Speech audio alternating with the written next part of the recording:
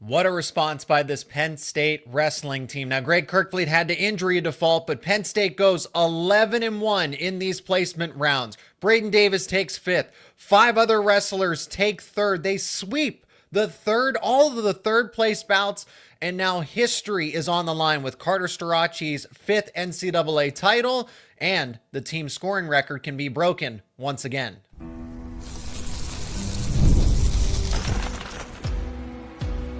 You are Locked On Nittany Lions, your daily podcast on the Penn State Nittany Lions.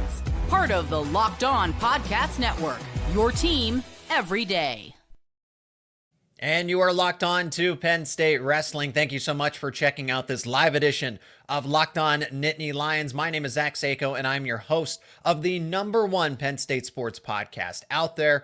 Thank you. As we get to recap an exciting Session 5 where Penn State saw 5 wrestlers finish in third, Braden Davis taking 5th. Unfortunately, Greg Kirkfleet could not compete due to injury and ultimately finishes in 6th. But all 10 Penn State wrestlers are going to finish no lower than 6th place, 1 6th place finisher, 1 5th place finisher, 5 3rd place finishers, and then potentially 3 NCAA champions, as they have 3 finalists ready to go, with Starachi going after his 5th title, Josh Barr, and Mitchell Messenbrink. The scoring record is absolutely within reach. For those that were doubting it, Penn State is at 169 points. All they need is 1 victory, and they would get the record. It would be a half point, but it's the record. So just to clarify for everybody, each win in the NCAA finals tonight, each champion gets 4 extra team points, and then you can have bonus points depending on the results. So pins, tech falls, major decisions, all of that can contribute to the team score. Penn State could max out at 187. Realistically, if they were to sweep the finals and go 3 for 3, they would get 12 points into that team, and they would finish with 181. But all they need is 1 victory. Mitchell Messenbrink, Carter Starachi, or Josh Barr taking gold would get them the team scoring record. So this team, for better or for worse, right? They had a rough semifinal stretch, but this team is going to go down in history. The second team to get 10 out of 10 All-Americans. They go 20-0. That's the first team ever. They go 20-0 in day 1 of the NCAA tournament, and they get all 10 wrestlers are going to finish 6th or better. And if it wasn't for an unfortunate injury to Greg Kirkfleet, he could have easily finished 3rd. Maybe he even would have defeated Wyatt Hendrickson in that semifinal bout, and he would have taken 2nd, because Gable Stevenson's still there. So this Penn State team really, really does have a strong case for itself, even though it didn't happen the way that we thought. This team, if they're going to set the scoring record, depending on how they do in the finals, this really could be the team that is the best team ever, despite all of the turbulence they went through in those semifinal matches. So it wasn't perfect. It was gritty, not pretty. But other Cale Sanderson teams have not done this. 10 out of 10 All-Americans. Carter Starachi's going for a 5th NCAA title. I already gave my 2 cents about it. They are starting with Carter Starachi and Parker Kakaisen tonight, for those who don't know. And I'm absolutely floored by that. If ESPN is really that concerned about ratings, well, we want to compete with the basketball tournaments. We want to compete with March Madness. Why are you not? This isn't just your everyday headlining matchup. And most headlining matchups aren't just your everyday bout. But it's what is on the line. It's not just Carter Starachi versus Parker Kakaisen. It is a fifth NCAA title, unprecedented. He will be the first wrestler in NCAA history to win a 5th NCAA title. And you're not going to make that the final match of the night. Why not give the due respect for the history? You get the rights to this. You get the exclusive broadcast where Carter Starachi can make history on live TV, and you don't make that as the final end to cap off the night for the NCAA season. What is ESPN doing? What are they trying to prove? What are they trying to do? I'm absolutely lost. Maybe all of you know in the live chat, and we can talk about it there. Remember, the live chat's open since this is a live episode. Starachi's going for his 5th NCAA title. and they're just treating it like it's your average championship. Okay. It just does a disservice to the sport, and it's the wrong move. So, but this Penn State team, overall, 172.5 points that they set a season ago can be broken once again simply with one NCAA champion. Whether that is Starace getting his 5th, and it's no guarantee. As much confidence as I have in Carter Starace, he's going up against the best of the best in his opponent in Parker Kakaisen. Mitchell Messenbrink is going to be extremely favored against Mikey Caliendo of Iowa. And Josh Barr, surprisingly enough, so there are odds out there. There are betting odds for NCAA wrestling. I didn't know that was a thing, but they started putting out odds. And Josh Barr is not as heavy of an underdog as you would think against Stephen Buchanan. It's a surprise to me from the odds makers, because I think that Barr is close to Buchanan. Remember, that was just a 5-1 deficit. But Barr can absolutely win. Penn State can absolutely sweep all 3 of these finals tonight. They very well could disappoint too. I think Mitchell Messenbrink is the most likely. I know what Carter Starace stands for. I know that he fully expects to win his 5th NCAA title. But let's not look past Parker Kakaisen. And Mikey Caliendo made it interesting against Mitchell Messenbrink, but for what it is worth, Messenbrink, I have the most confidence in him to get a win. Carter Starace would be second on my list, and then Josh Barr simply because he did lose to Stephen Buchanan the first time around. But that was a different version of Josh Barr. We also got to talk about Penn State's finish to Session 5. And this is overlooking the fact, okay, they're chasing the scoring record. Did I forget to mention? I did, that they won another NCAA title. So this is where the conversation moves to. It's not just about, hey, they hoisted another team trophy. This is the 13th in Penn State program history. This is the 12th under Cale Sanderson. They've won 4 in a row. This is 12 of the last 14. Penn State has been the national champion of 12 of the last 14 seasons. Let's just stop and comprehend that for a moment. That is utter dominance. The dynasty is not going anywhere. Did they fall short of expectations? Yes, because those expectations were so lofty. I don't think as a team they did. As a team, let's talk about this objectively. As a team, they did not. They did everything that they needed to. They are in position to break the scoring record, which we talked about. They're going to get 10 out of 10 All-Americans, which we predicted on this show. Did everybody finish where they were individually supposed to? Not necessarily. Okay, Braden Davis got 5th. That was my expectation. Bo Bartlett got 3rd. That was my expectation. Levi Haines and Tyler Kasak and Luke Lillidahl, well, they didn't get 1st, but they placed and they got 3rd. So it's not like I really understand the mixed emotions coming away from yesterday's results, because yes, Levi Haines was supposed to be in tonight's championship, and so was Luke Lillidahl. I mean, Luke Lillidahl pinned Matt Ramos in that 3rd place bout. You can't tell me that those guys are the best of the best, that they do have a case. I know they finish in 3rd, but it's hard not to argue that they are still the better wrestlers, even though they dropped that one match. So that's what they have to, that's what they're going to have to stand with. I think individually, some people didn't hold up their end of the bargain, but they still finished as a team. As a team, they have a case to go down as the best in history, because that Minnesota team from 2001 didn't have a single finalist. They had 10 out of 10 All-Americans. They won a team title, but they didn't have a single finalist, meaning they didn't even have any champions. Penn State could very well do that tonight. Let's go through some of these individual results. How Braden Davis finished in 5th. How Penn State swept for the bronze, all 5 bronze medalists. Ended up sweeping that entire 3rd place round. And we'll get to the live chat as well. That is all coming up next here on Locked On Nittany Lions. And today's show is brought to you by Nissan. We're all about the stats because numbers do not lie. And when it comes to the all-new Nissan Armada PRO-4X, the numbers are on an MVP level. With the ability to tow up to 8,500 pounds, it can quite literally carry the whole team and the gear wherever you need to go. It's powered by a twin-turbo V6 engine, delivering the strength and performance to handle highways, back roads, and everything in between. And with room for up to 8 people, the Armada PRO-4X is built for big crews, big adventures, and even bigger memories. Whether you're exploring off-road trails or rolling up to the arena, the Armada PRO-4X brings power, versatility, and style wherever you go. Take your adventures to new heights in the all-new Nissan Armada PRO-4X. Learn more at nissanusa.com. That is nissanusa.com.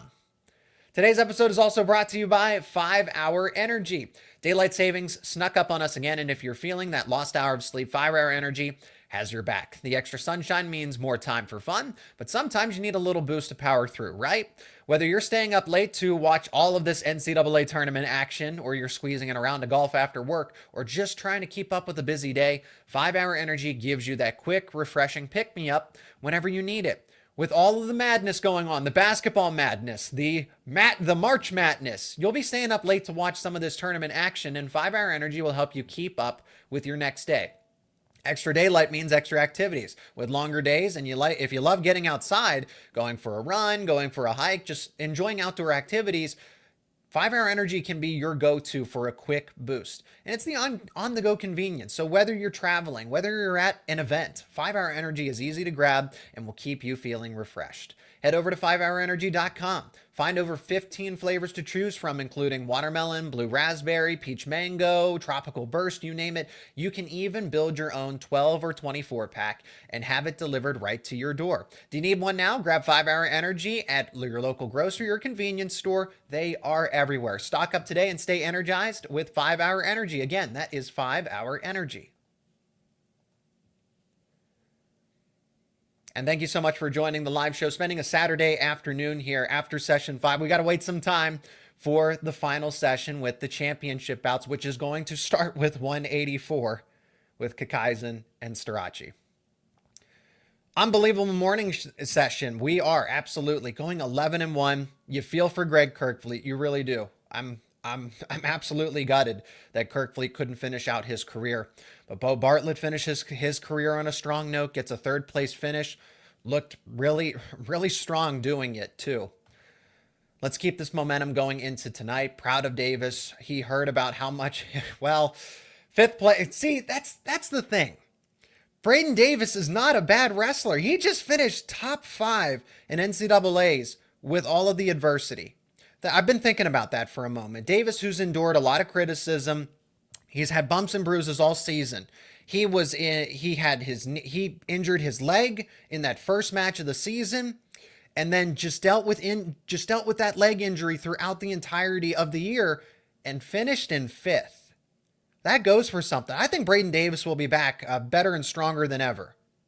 So aside from all the oh no rumors and will he be in the lineup next season, I've addressed that, and as of right now, he is just there to compete with the Nittany Lion Wrestling Club and not wrestle folk style, just focus on freestyle. But he's in the mat room. That is valuable. Davis just finished 5th. Think about that. Do we really think it's in the best interest of Penn State to bench or to redshirt somebody that just finished in 5th despite all of that? No, Davis is the answer at 133. He proved it. Luke Lillidahl finished in 3rd, and honestly, aside from one tiebreaker, looked like the best wrestler at 125 this entire tournament. He pinned Matt Ramos. Matt Ramos had 3 losses on the season, and 2 of them came to Luke Lillidahl at Big Tens, and then he pinned him. Exclamation point. Luke Lillidahl gets a pin against Matt Ramos. We know that the point total is 169 for Penn State. Put it in the chat there. 169 points for Penn State. A win in the championships gets them 4 more, and then that's 173, which happens to break the record of 172.5. Let me answer this briefly because it's now top of mind since we're going over the score total. Is this the best Penn State team? Is this the best wrestling team in NCAA history? You can make the argument, and I will make the argument. That this can go down as the best team, objectively speaking. One, you have to break the record. So if Penn State fizzles out and goes 0 for 3 in the finals, they don't do it. That's not the best team in history. If you go 0 for 3 in the finals, you don't break the scoring record. 10 out of 10 All-Americans kind of feels like Minnesota to an extent where they didn't have any finalists, but they also in the process did not have any champions. But I like to think about the competition that Penn State faced last season versus this season. Penn State scored 172.5 points, had 8 All-Americans, and the competition was weaker. Cornell, Michigan, Ohio State, those teams that finished closer to the top we're not that good. This time around, Penn State is set to break the scoring record, and Nebraska scored over 100 points. Oklahoma State could very well score over 100 points, if I'm not mistaken. And Penn State's still in a position to set the NCAA scoring record. My point above all else is that the competition got better. You had more teams to fend off, and Penn State's in a position again to break the scoring record. So you got to look at it from the competition standpoint. There was more resistance this time around, and Penn State's breaking records. Penn State has 10 out of 10 All-Americans. So yeah, they have a case to be the best team in history, objectively. It didn't come in the form of finalists and champions, but quantity, that's what a team is. That's what a team is. 10 out of 10 All-Americans. Nobody is finishing lower than 6th place, and if it wasn't for Kirk Bleet's injury, Penn State very well could have had 6 third-place finishers. Jump back into the comments here. So we just need one win to break the record then? Yes. One win breaks the record. They could get bonus points. Like I said, they could max out at 187, or they could have, if they sweep the finals, they get 12 points, which would make the score 181. And that would create clear separation. 173 versus 172.5. I mean, technically they broke it, but there's only a half point that separates them. My argument is that the field was much stronger with David Taylor in Oklahoma State, a revitalized Nebraska team. Nebraska is going to be something next year too.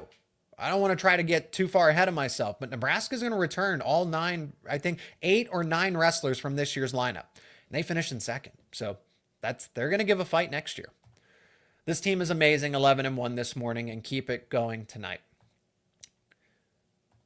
I am happy for the toughness and the guts that Penn State showed in the medal rounds, with 5 placing third and Braden Davis pinned his opponent, pinned Connor McGonigal of Virginia Tech for 5th place. We are.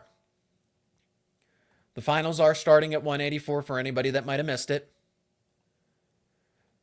This team underperformed. They wrestled passively. I don't think the team underperformed. I think individually, but Tyler Kasak and Levi Haines were the ones that they underperformed, because they had most people expected them to get to the championship. Most people expected them, including myself, to win their respective finals. Haines could have beaten O'Toole. He didn't beat Hamady, so we can't make that argument. Kasak could have won at 157, but he lost to Joey Blaze, so can't make that argument. But they took third. They didn't just bow out. They won the matches that they need to. They wrestled all the way back through. So you knew what you were talking about. I predicted Penn State would have only had 2 champions here last week, and I'm still alive on this.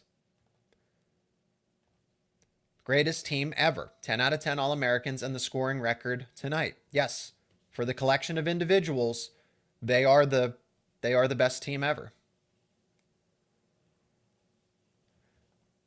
I think they may be changing Carter's match because of the president. I guess that would make sense. I guess I hadn't thought about Donald Trump showing up for NCAA's for that to be the reason to move up Carter Starachi, but I guess that would make sense, because that final match, and there is appeal with Gable Steveson and Wyatt Hendrickson. I more or less understand finishing with Gable Steveson and with Hendrickson to an extent, but I think you gotta put the sport first.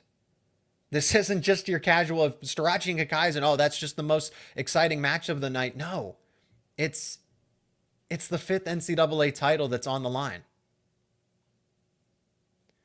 Starting with Starachi and ending with Gable, best bookends. And some people might see it differently. I think with where we are with how unprecedented this is, that's where I stand on it. Let's go through these results real quick, go back to break, and then talk about those individual matchups again in the finals. So Luke Lillidahl pinned Matt Ramos. That is right, he pinned Matt Ramos. Braden Davis to take 5th, pinned Connor McGonigal of Virginia Tech. Bo Bartlett won by major decision in a rematch against CJ Composto of Penn. Shane Van Ness won 15-4 by major decision against Dylan D'Amelio, and that was a close one the first time around. D'Amelio gave Van Ness everything in that Penn State-Ohio State dual meet Tyler Kasak won by major decision against Trevor Chumley, and Levi Haines won by major decision against Patrick Kennedy. That's another thing. Penn State goes 11-1 in all of these placement rounds, aside from Greg Kirkfleet because he had to medically forfeit. But of those who wrestled, they went 11-1. They also picked up bonus points in all of those wins. Penn State is not in position to win and reset the NCAA scoring record without all of those bonus points in between. So not only did they win, they didn't just get by. They won. Braden Davis getting bonus points. Luke Lillidahl getting bonus points against the competition that they had to go up against. Matt Ramos was considered to be a favorite at 125 by many. I don't think a lot of people would have given Braden Davis a chance against Connor McGonigal. McGonigal's a good wrestler. Very good wrestler. Not that it needs to be said when they're all Americans at this point. But every Penn State wrestler stepped up. They could have said, all right, we'll just go out there and do what we need to do. No, they responded accordingly. They responded the way they needed to. It's the toughness, it's the grittiness to get the job done. And now history is on the line because of that effort, and because Penn State showed up and fought despite the circumstances. That's something that Cale Sanderson preaches every single time we get to talk to him. One final break. We'll go through the live chat again as well, but it's important to now preview these matchups. They are here. Storaci and Kikaisen leading off with them. Mitchell Messenbrink and Mikey Caliendo finishing up with Josh Barr and Stephen Buchanan of Iowa. We'll talk about it, break it all down coming up next here on Locked On Nittany Lions. And today's show is also brought to you by Monarch Money. You ever check your bank account and wonder, where did all my money go? Between dining out, online shopping, and entertainment, it is easy to lose track. That's where Monarch Money comes in. Your personal CFO, giving you full visibility and control over your finances. Monarch Money isn't just a budgeting app. It's a complete financial command center. You can track all of your accounts, investments, and spending all in one place. So you stop just managing your money, you start building wealth. You'll get surprising insights. I've actually started using Monarch for myself, and I realized just how much money I was spending on things like package deliveries or dining out, eating out, and now I get to budget smarter and save more. It's the all-in-one convenience. Instead of juggling multiple apps, you can use Monarch to check your finances, track your spending, and even plan long-term goals. And you'll have easy collaboration. Managing money with your partner is smoother than ever. You can track shared and personal accounts, set goals, and stay on the same page without all the stress.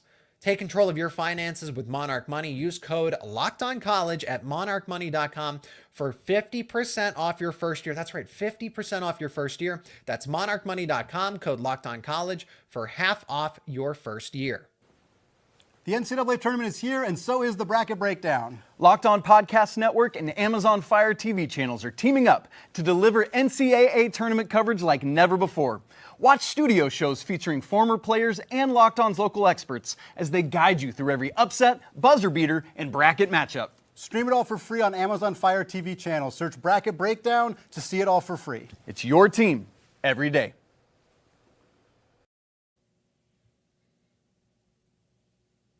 Final segment here.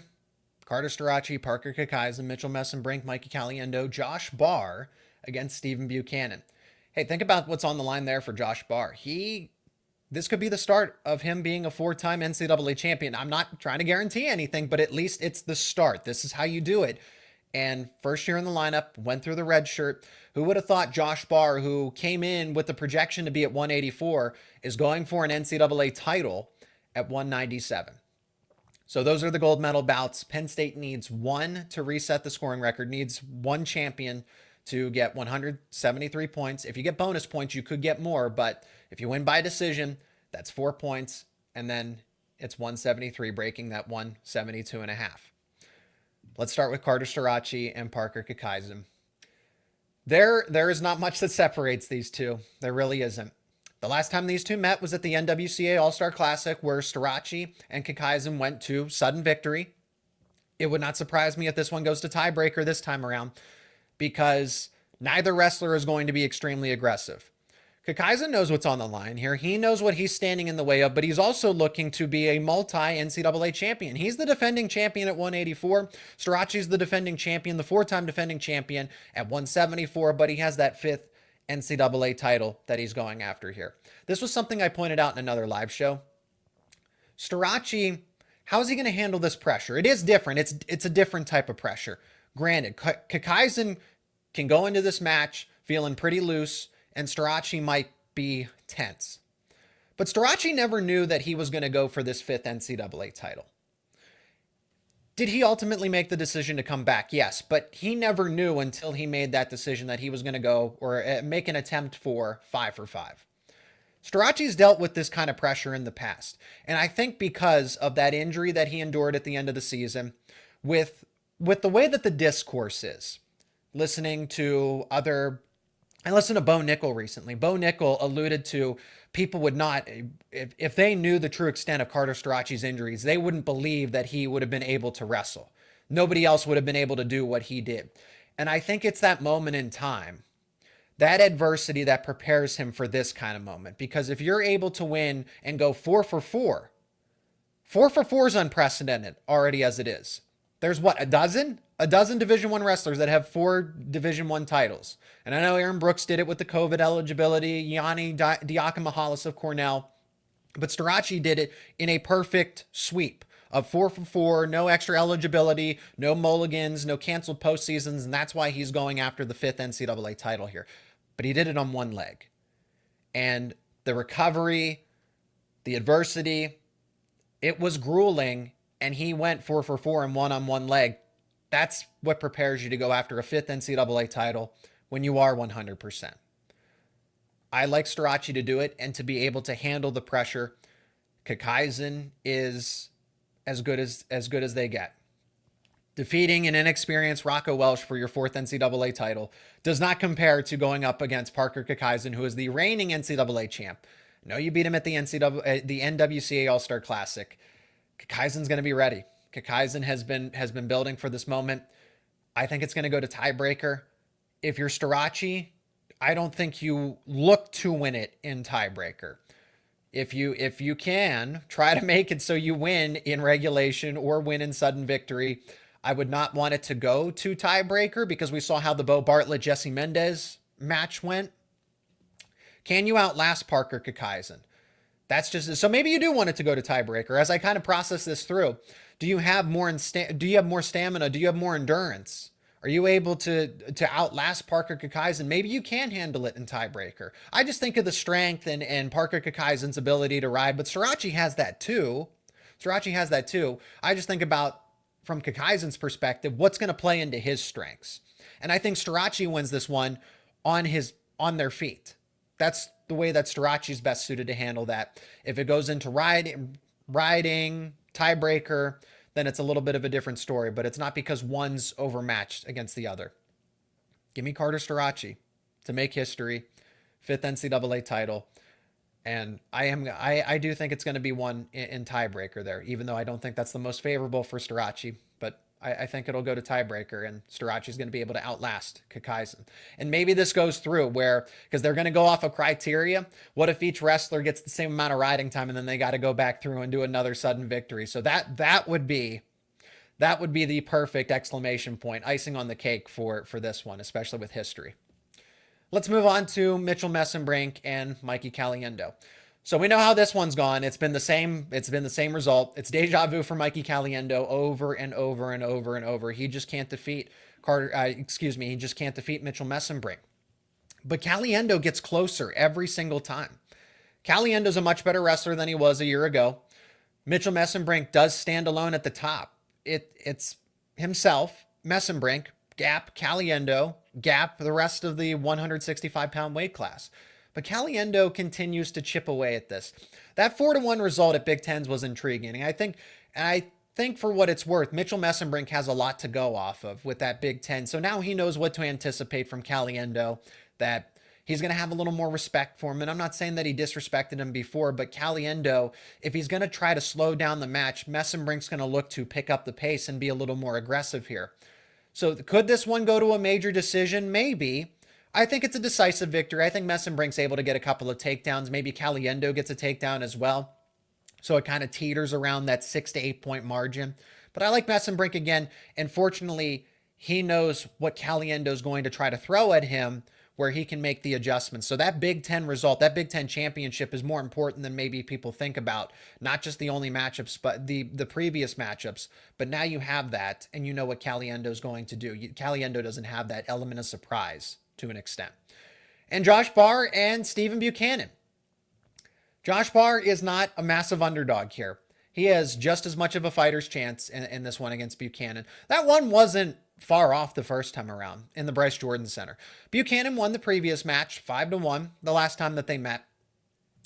But Barr was very close. If he had ridden Buchanan for another 10-15 seconds, that's a completely different matchup. So you know what mistake to avoid. Buchanan had the riding time point, and then that changes from, okay, you can go to sudden victory here with another takedown to you got to find a way to take down, cut him, take down, and that's how you win. But Barr has been, I've seen Barr even with the leg injury. I don't even think it's an injury anymore, but he's adjusted so well since having the injury default out of Big Tens. Barr looks stronger than ever, faster than ever, smarter than ever, went right away at Cardenas, was able to overpower him when Cardenas looked like he was in a good position. Barr was able to go push through and ultimately get the takedown. Barr has a chance. I look at this as a coin flip. Stephen Buchanan's the veteran, but Barr's in the same position where Luke Lilladall's only going to get better, right? These young wrestlers that are in Penn State's lineup, they are only going to get better. And Josh Barr, I've said that about him for the longest time. We knew that he was an NCAA title contender back when he had the match against Michael Beard the first time around back in December. Because if Barr was doing that, if Barr was majoring All-American potential wrestlers earlier in the season, then that means he was only going to get better along the way.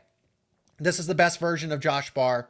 Stephen Buchanan, Stephen Buchanan is what he is. He's an elite wrestler. He's top tier. He ended up knocking out AJ Ferrari to get there, but this is a coin flip. It would not surprise me one way or another. I'd like to side with Josh Barr because I like just how much he's gotten better over the past weeks, and that the injury isn't lingering. The left leg is not bothering him. That he really does have a strong chance to beat Buchanan, but it wouldn't surprise me one way or another. If Buchanan wins, he does. If Barr wins, he does. It's going to be close one way or another. It's not going to be multiple takedowns. All these matchups, I think, are for the most part going to be low scoring, except for Mitchell Messenbrink and Caliendo. I think there's going to be a little more offense there. So I also do want to find all of the, I want to get everybody all the championship bouts there. And also the team standings too. So Penn State Wrestling is in the lead. They won a national title. 12th under Cale Sanderson, 13th in program history, and 4th in a row. That is 4 consecutive titles, 12 of the last 14. 12 of the last 14 have gone to Penn State. Penn State has 169. Nebraska has 109. Oklahoma State has 94.5. Iowa has 77. And Minnesota has 51.5. So I would like to point that out again, that this Penn State team had better competition that they went up against and are still in a spot to break the scoring record. Cornell had 72 points last year. That was 72.5, not to split hairs, but 72.5. Penn State had 100 points ahead of second place. Nebraska, Oklahoma State, and Iowa all scored more than last year's second place finisher. So Penn State is going to get 10 out of 10 All-Americans, finish with the scoring record most likely. I would like to say that I would like to predict that they're going to break the scoring record here and get at least one champion. They could easily sweep them. They could easily sweep the finals. And they did that with the competition getting better this time around. So this team really does have a case that they are the best in NCAA history. That they are the best in NCAA history. So here's the match order plus who's wrestling in all the other finals, and then we'll get back to the live chat to wrap it all up. Carter Starachi versus Parker Kakaisen. They're going to lead off. So be it. 125, Vincent Robinson of NC State versus Troy Spratley of Oklahoma State. 133, Lucas Bird against Drake of Illinois. Drake Ayala of Iowa. 141, Brock Hardy of Nebraska against Jesse Mendez of Ohio State. 141, Caleb Henson of Virginia Tech against Ridge Lovett of Nebraska. 157, Antrell Taylor of Nebraska against Joey Blaze of Purdue. Mitchell Messenbrink against Mikey Caliendo of Iowa, Keegan O'Toole of Missouri against Dean Hamady of Oklahoma State, Stephen Buchanan and Josh Barr at 197, and the heavyweights, Gable Steveson against Wyatt Hendrickson. I'm a massive Wyatt Hendrickson fan just for the chaos. Just for the chaos. I know that he beat Greg Kirkfleet, but just for the chaos, I just want to see it at least be close. I think we're all Wyatt Hendrickson. It's not because I don't like Gable Steveson. I like how dominant he is. I just want chaos to finish the NCAA season, to cap it all off. All right, let's jump back into the comment section. So Smith, yes. Kale Sanders, how could I not mention that one? Kyle Dake, Steiber, Yanni, and Carter and Brooks were 4-timers. Can't believe Davis only took 5th. That was my prediction. I thought Davis was going to finish top 5. I get the standard that Penn State sets, and Braden Davis, it's easy to be critical of Braden Davis because he isn't the odds-on favorite, because he wasn't a heavy NCAA title contender, because he lost matches that we know that he could win. We all saw the same thing. But to finish fifth, and he's only going to get better. He's still a true sophomore. Maybe he takes a red shirt next season. Who knows what happens? Aaron Nagao is coming back. Who knows what the future holds? But Braden Davis is not a liability at 133. You finish top 5, you come back, and you're going to be ranked to start next season in the top 5. That's not somebody that you push out of the lineup. That's somebody that you want to make sure is content and continues to develop the right way. Same thing with Luke Lillidahl at 125, right? Get Marcus Blaze. This lineup, despite losing Starachi, Kirkfleet, and Bo Bartlett, is still in a really good spot next year. That's why all the dynasty, it's gone. This is it for Penn State. No, it is not. It's still going to take a few more years. You get 2 more years of Mitchell Messenbrink, 2 more years of Shane Van Ness, 4 years of Marcus Blaze, 4 years of PJ Duke, 3 more years of Josh Barr, 3 more years of Luke Lillidahl. Good luck, everybody else. Yeah, Davis went 5-2 and got 5th place as a true sophomore. He will be solid at 133 next year. Absolutely. I want Starachi first. I'm old. Yeah, we'd have to play the waiting game. We would have to play the waiting game. Maybe they start the finals a little too late. Is 7 p.m. Maybe they start at 6 p.m. instead. I'm splitting hairs at that point. Josh Barr is wrestling lights out. Good luck tonight. Messenbrink should win. Starachi's 50-50. Barr's 50-50. I agree with that. I have slight leans. I would say Starachi, right? Splitting hairs again, but Starachi 55-45. Barr, I think, is a true 50-50. You lean Buchanan, maybe 55-45, but that margin's so close. Finals are at 7 p.m. Eastern time. 7 p.m. Eastern time. Don't want to confuse anybody. Is Aaron Nagao still around? Yes, he is. He is recovering. I don't know what his procedure was, but he had a serious medical injury from what Cale Sanderson told us early in the season. Nagao is still in the mat room, and maybe he competes next year at 133. Here's also a possibility. Maybe they have a competition at 141. Maybe Davis bumps up to 141, Aaron Nagao at 133, and Marcus Blaze takes a red shirt. I'm just saying it's a hypothetical. It's a possibility. Don't just automatically slide in Marcus Blaze to 141 because Nagao's still there. How is Nagao? And Braden Davis could I don't know that Braden Davis is going to be able to hold 133 forever. And Blaze, I think Blaze eventually bumps up to 49 when Shane Van Ness graduates and moves on. And then Davis would bump up to 141. So is that going to happen sooner rather than later? That's all for the offseason. We're going to have all those conversations in the offseason. Messenbrink is the most deserving of the Hodge, in my opinion. It's supposed to go to the best of the season, not a career. So I think that's a good ending point here to wrap it all up. The Hodge Trophy is going to go to either Carter Starachi for winning a 5th NCAA title or Parker Kakaisen for preventing a 5th NCAA title. That is my prediction. That is my expectation, that the Hodge Trophy is going to go to whichever wrestler at 184. You can't... I get what you're saying. I agree with your comment that that's what the Hodge Trophy is meant for. It goes to the most dominant wrestler of the season if you go all the way through. If we're actually speaking objectively, Wyatt Hendrickson has a better case. Wyatt Hendrickson was statistically the most dominant wrestler of the season. If he somehow beats Gable Steveson, do you give it to him? So this probably has to be, over the past 5 years, this is one of the more exciting NCAA tournaments for the last 5 years, because You have a fifth NCAA title. You just have more debatable outcomes. Yes, Penn State won the team race and everything else, but this is a good slate of finals matches there, and it's all happening in one place. It's happening in Pennsylvania, which is the mecca for wrestling. It's happening in Philadelphia. So I hope Oklahoma State, Nebraska, and Iowa get a little stronger next year to make the team race a little more interesting. But this is a nice. I am eager to watch all of these finals bouts. I do wish there were more Penn State wrestlers that happened to make it, but it is what it is. They did bounce back. Mitch should get it if he wins. I agree with that too.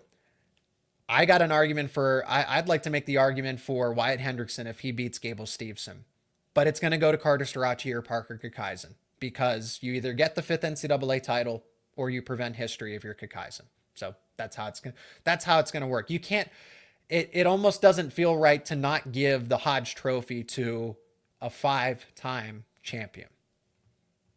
It doesn't sound right when you say it, when you think about it. That's where I'm going to end it here. We're going to have a session. We're going to have the final session recap. So we go live after all of these. We're going to go live accordingly with the end of the NCAA finals to recap what Strachey does, what Messenbrink does, what Josh Barr does. Does Penn State get the team scoring record again? Can they get one champion to break the team scoring record? And then start to talk about all of that. Recap the 24-25 season. Project what lies ahead. How Penn State's going to adapt with moving on from Bartlett, Strachey, and Kirkfleet. What are the answers there? So that's going to do it for this live edition of Locked On Nittany Lions. Thank you so much. This podcast is the #1 Penn State sports podcast because of all of you. Thank you for the support. Thank you for joining me on all of these live shows thus far. And we got one more after the NCAA finals tonight. So be on the lookout for that. If you're new to the channel, subscribe to the YouTube channel and wherever you get your podcast to stay up to date with all your favorite Penn State sports teams, including Penn State wrestling, Penn State football, Penn State men's basketball, all right here on Locked On Nittany Lions.